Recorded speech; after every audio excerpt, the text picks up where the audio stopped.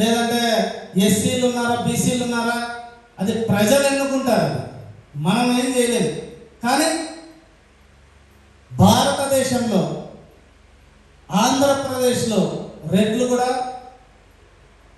ప్రజలే. రెడ్లందరికీ కూడా స్వేచ్ఛ హక్కు ఉంటుంది. కానీ అలాంటి వాటిని కూడా పట్టించుకోకుండా, ఒక పౌరుడిగా గుర్తించుకోకుండా రెడ్లపై దాడులు జరుగుతున్నాయి. దీని మీద గతంలో ఎన్నోసార్లు మేము స్పందించాం.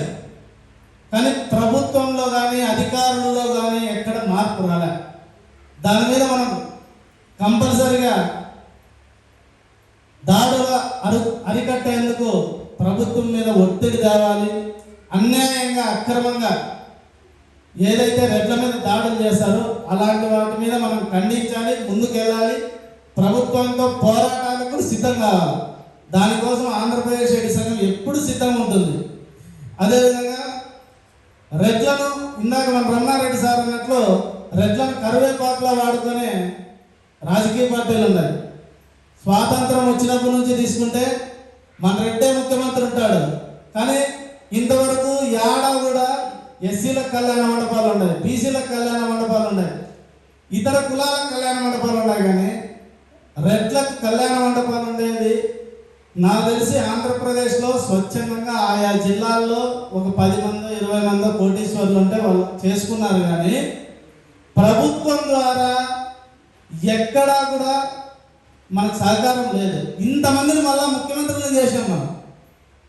ఒక్క చోట ఒక్క సెంటు భూమిలా ఈరోజు గ్రామ స్థాయిలో, మండలాల్లో, పోలీస్ స్టేషన్లకు కానీ, ప్రభుత్వ ఆసుపత్రులకు కానీ, లేదంటే పశువుల ఆసుపత్రికి కానీ, పాఠశాలలకు కానీ భూములు ఇచ్చిండేది ఎవరు అంటే మన రెడ్లే.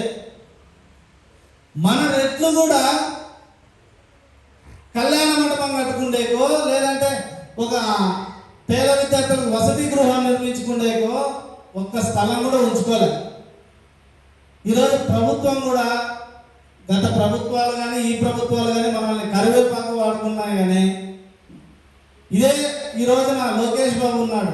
గత ప్రభుత్వం అంటే మన రెడ్లకి అన్యాయం చేసిందనే ఇందాక సారు చెప్పినారు, అందరూ చెప్తారు. దానివల్ల ఓటమి చూసారు. ఇది 100%. జగన్మోహన్ రెడ్డి గారికి తెలుసో తెలీదో నాకు తెలుసు, కానీ మనమంతా కూడా ఒప్పుకోవాల్సిందే. అయితే ఇప్పుడు లోకేష్ గారు పాదయాత్ర చేస్తూ ఇదే ఉమ్మడి అనంతపురం జిల్లాలో నేను రెడ్లకు అండగా ఉంటానని రెడ్డి సంఘం సమావేశం తాడిపత్రిలో పెట్టాడు. ఎక్కడ ఈరోజు అధికారం వచ్చింది, సంవత్సరం దాటింది. ఏ ఎస్సీ కార్పొరేషన్కి చైర్మన్ పెట్టినాడు, బీసీ కార్పొరేషన్కి చైర్మన్ పెట్టినాడు. కానీ లాస్ట్కి బలిజ కార్పొరేషన్కి పెట్టాడు. ఆ తర్వాత అన్ని కార్పొరేషన్లకి చైర్మన్లను పెట్టి, పాలకవర్గం పెట్టి వాళ్ళకు నడిపిస్తున్నారు. కానీ ఇంతవరకు రెడ్డి సామాజిక వర్గానికి సంబంధించి రెడ్డి కార్పొరేషన్ చైర్మన్ కూడా ఇంతవరకు పెట్టలేదంటే ఎంత నిర్లక్ష్యం, ఎంత అహంకారం. కాబట్టి ఈ విషయం మీద కూడా నేను ఇక్కడ పార్టీ గురించి మాట్లాడట్లేదు. అంటే రెడ్లను వాడుకోవడం తెలుసు, కానీ రెడ్లకు న్యాయం చేయాలి, పేద రెడ్లకు తోడుగా ఉండాలనే ఆలోచన, జ్ఞానం లేకోకుండా ఉన్న నాయకుల పట్ల మనం గట్టిగా ఉండాలి. ఎక్కడా కూడా వెనకడుగు వేయకూడదు.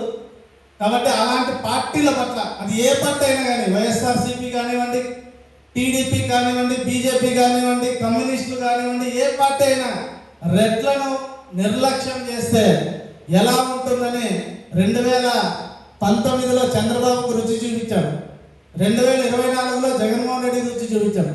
భవిష్యత్తులో కూడా కంపల్సరీ రెడ్లు ఐక్యంగా ఉంటారు. అది తెలియదు చాలా మందికి, బయట కనబడితేనే ఐక్యంగా ఉన్నట్లు కాదు. రెడ్లు ఏ నిర్ణయం తీసుకుంటారో అదే పార్టీనే గెలుస్తుంది, వ్యతిరేకిస్తారో ఆ పార్టీ ఓడుతుంది. కాబట్టి రాజకీయంగా చాలా జాగ్రత్తగా ఉండాలి.